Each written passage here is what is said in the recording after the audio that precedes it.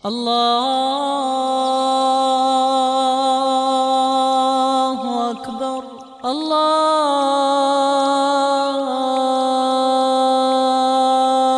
أكبر. بسم الله الرحمن الرحيم. الحمد لله والصلاة والسلام على رسول الله وعلى آله وصحبه ومن والاه، وبعد.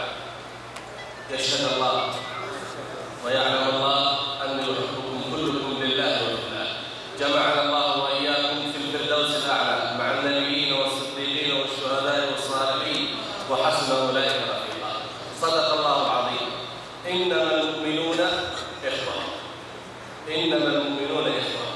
أخبرنا الله عز وجل ورسوله صلى الله عليه وسلم أن رابطة الدين واجتماع الناس على دين الله عز وجل أعظم اجتماع، لا بالجنس ولا باللون ولا باللغة، إنما يجتمع المؤمنون على دين الله عز وجل. كلكم لآدم كما قال النبي صلى الله عليه وسلم، وآدم من تراب، لا فضل على عربي ولا عجمي إلا بشيء واحد، إلا بالتقوى. الأفضلية للمسلمين ليس بالجنسية وليس باللون وليس بالمال وليس بالشهادات، إنما ما في القلب من الإيمان والتقوى. أنا سأتكلم ويتولى فضيلة الشيخ الترجمة، ولكن كلام والله يخرج من قلبي لكم محبة لكم، كما ذكر أخونا الشيخ عبد الماجد أن الذي أتى بي إلى هنا هو محبتكم، وأريد أن أرى هذا الجمع الكبير المبارك، فأنا أشعر بغبطة وسعادة ومحبة كبيرة لكم. لا يجمعنا نحن وإياكم إلا دين الله عز وجل، فلا نسب بيننا ولا صلة إلا أعظم صلة وأعظم نسب وأعظم قربة، وهي دين الله سبحانه وتعالى الذي يجمع بيننا. أحب أيها الإخوة أن أذكركم بنصيحة أهديها لنفسي وأذكر بها نفسي وأحثكم عليها أنتم أيها الإخوة الأفاضل. بعث النبي صلى الله عليه وسلم كما قال: إنما بعثت لأتمم مكارم الأخلاق. وأعظم وصف النبي وصف الله به رسوله صلى الله عليه وسلم قوله: وإنك لعلى خلق عظيم. وأخبر النبي صلى الله عليه وسلم قال: إن أحبكم إلي وأقربكم مني منزلة يوم القيامة أحاسنكم أخلاقا. الأخلاق الحسنة، تعرفون ما معنى الأخلاق الحسنة؟ الأخلاق الحسنة بالصدق، بالبشاشة، بالتعامل، بالسماحة، بطيب الكلام، بالإيثار في الأعمال، هي عنوان صدق الإيمان.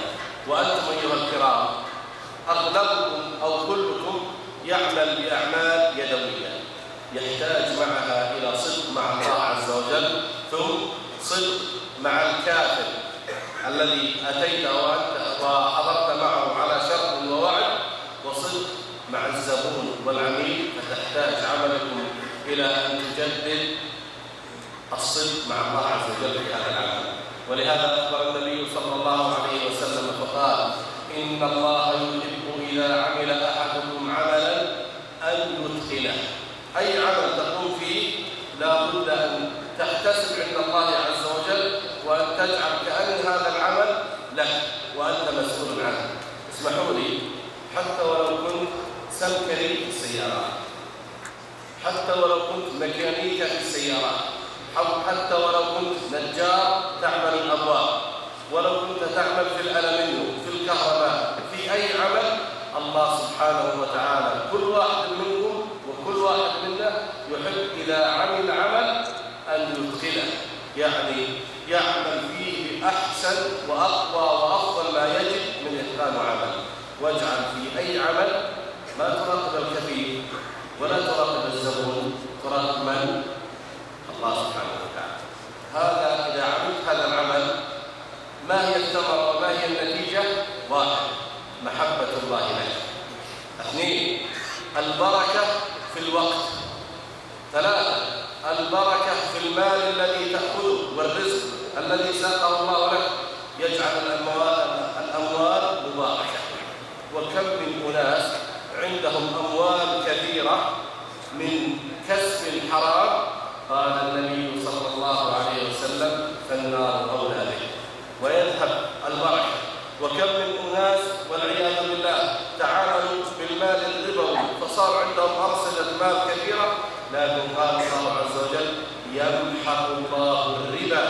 يذهب الله الربا ويربي الصدقات.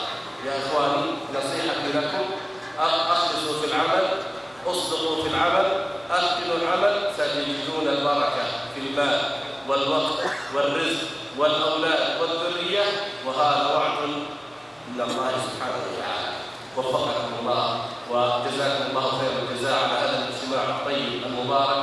وأنا سعيد في كل أسبوع تقريبا أزور الحلقات التي في المغرب والتي في العشاء، في الصناعية وفي السوق وفي الضليعة، وأشوف ما شاء الله الإخوة الأفاضل يجتهدون في تعلم القرآن وتعليمه. وقد ذكر فضيلة الشيخ عن فضل القرآن وفضل تعلمه، فأن تتعلم القرآن وتتتعتع فيه وهو عليك شاق فلك أجران: أجر التلاوة وأجر التعب والكلفة والمشقة. فاصبروا ورابطوا وبإذن الله عز وجل سينطلق اللسان إلى قراءة كلام رب العالمين، وهذه أعظم ثمرة أن يقرأ الإنسان كلام الله ويفهم معناه ويتدبر ويعمل بالقرآن الكريم. هذا هو الثمرة. أسأل الله عز وجل، أسأل الله سبحانه وتعالى أن يجمعنا وإياكم على الخير والطاعة، وأن يجعلنا وإياكم من خير أمة أخرجت للناس. قال النبي صلى الله عليه وسلم: خيركم من تعلم القرآن وعلمه. وجزا الله الإخوة القائمين في مكتب الجاليات على هذا التنظيم خير الجزاء والوفاء، وبارك الله في أعمالهم وأموالهم وأولادهم، وجزاكم الله خيرا وأنتم على حضوركم وتشريفكم وتشجيعكم. والسلام عليكم ورحمة الله وبركاته. سب سے پہلے السلام علیکم سے اپنی بات کو شروع کیا، اور اس کے بعد کہتے ہیں اللہ اس بات پر گواہ ہے کہ میں آپ سے محبت کرتا ہوں، اور یہ محبت قیامت کے دن مجھے نبی، صدیق اور شہداء کے قافلے میں شامل کرتے ہیں۔ یقیناً میرا اور آپ کا تعلق کوئی دنیا کا تعلق نہیں، یہ ایک دین کا تعلق ہے، اور اس تعلق کو پالنے کے لیے میں آپ کے پاس حاضر ہوا ہوں۔ میرا دل چاہتا تھا کہ قرآن کے ان طالب علموں کو دیکھ کے اپنی آنکھوں کو سکون دوں اور اپنے دل کو ٹھنڈک پہنچاؤں۔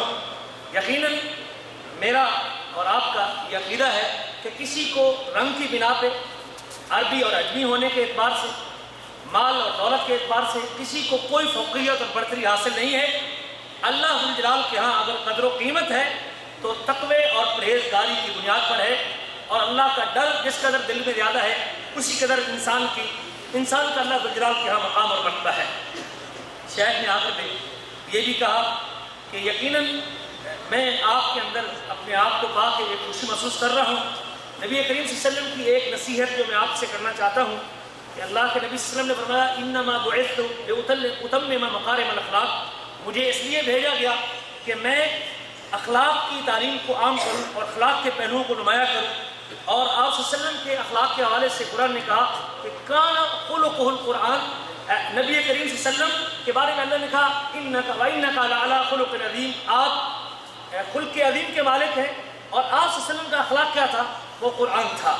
اور یہ سب سے مضبوط رشتہ ہے میرا اور آپ کا۔ اور نبی کریم صلی اللہ علیہ وسلم فرماتے ہیں کہ جس کا اخلاق بہتر ہے، جس کا معاملہ بہتر ہے، نبی کریم فرماتے ہیں قیامت کے دن سب سے زیادہ میرے قریب وہ شخص ہوگا جو اخلاق میں، معاملے میں دنیا کے اعتبار سے بہتر ہے۔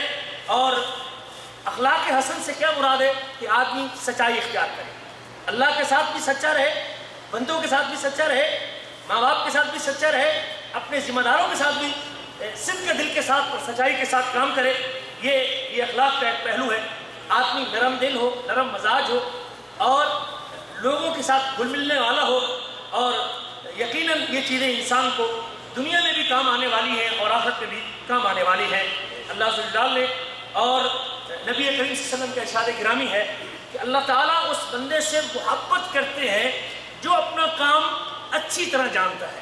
اللہ تعالیٰ اس بندے سے محبت کرتے ہیں جو اپنے کام میں مہارت رکھتا ہے، اپنے کام میں۔ وہ سمکری ہے اور وہ مکینک ہے، وہ نجار ہے، وہ حداد ہے۔ جو آدمی اپنا کام مضبوطی سے جانتا ہے اللہ اس سے محبت کرتا ہے۔ میں آپ سے یہی کہوں گا، نبی کریم کا فرمان آپ کے سامنے رکھتا ہوں کہ آپ بھی اگر اللہ کی محبت لینا چاہتے ہیں تو جو کام آپ کرتے ہیں اس کو اتقان، مضبوطی کے ساتھ کیجئے اور پوری مہارت کے ساتھ کیجئے۔ کہتے ہیں اس کا فائدہ کیا ہوگا؟ اس کا فائدہ یہ ہوگا کہ آپ کو اللہ اللہ کی محبت ملے گی ایک، دوسرا فائدہ یہ ہوگا آپ کے وقت میں برکت پڑے گی، تیسرا فائدہ یہ ہوگا آپ کے رزق اور مال میں برکت ہوگی۔ زیادہ پیسے کما لینے سے آدمی کامیاب نہیں ہوتا۔ کتنے لوگ جن کے پاس مال کا انبار ہوگا لیکن جہنم کی آگ کے اندر چلے جائیں گے، اور کتنے لوگ جو سودی کاروبار کرتے ہیں اور سود کھاتے ہیں لیکن وہ جہنم کی آگ کا ایندھن بنیں گے۔ لیکن یقیناً اگر میں رزق حلال میرے پاس ہے، مال تھوڑا ہے لیکن بابرکت ہے، تو یقیناً وہ دنیا اور آخرت میں کامیابی کا باعث بننے والا ہے۔ میں آخر میں یہی کہوں گا کہ میں کتنے ایسے لوگوں کو قرآن مجید کے حلقوں میں مغرب عشاء کے بعد دیکھتا ہوں کہ وہ کیسے خوش نصیب آدمی ہیں کہ جن کی مغرب کے بعد کا 1 گھنٹہ اللہ کی کتاب سے گزرتا ہے، اور یہ وہ لوگ ہیں جو اٹک اٹک کے قرآن کے الفاظ اپنی زبان پہ دہرا رہے ہوتے ہیں، اور مالک الملک ان اٹک کے پڑھنے والوں کو دوہرا اجر عطا کرتے ہیں۔ اور شاید ابھی مجھے اس کا احساس نہیں، جب قیامت کے دن اللہ کے دربار میں ہوں گے، جب میرے کھاتے میں نیکیوں کا انبار لگا ہوگا، پھر مجھے پتہ چلے گا کہ اللہ ذوالجلال نے میرے اس 1 گھنٹہ بیٹھنے کا کتنا اجر مجھے عطا کیا ہے۔ اللہ تعالیٰ ہم سب کو اس خیر کے راستے پہ چلنے کی توفیق نصیب فرمائے۔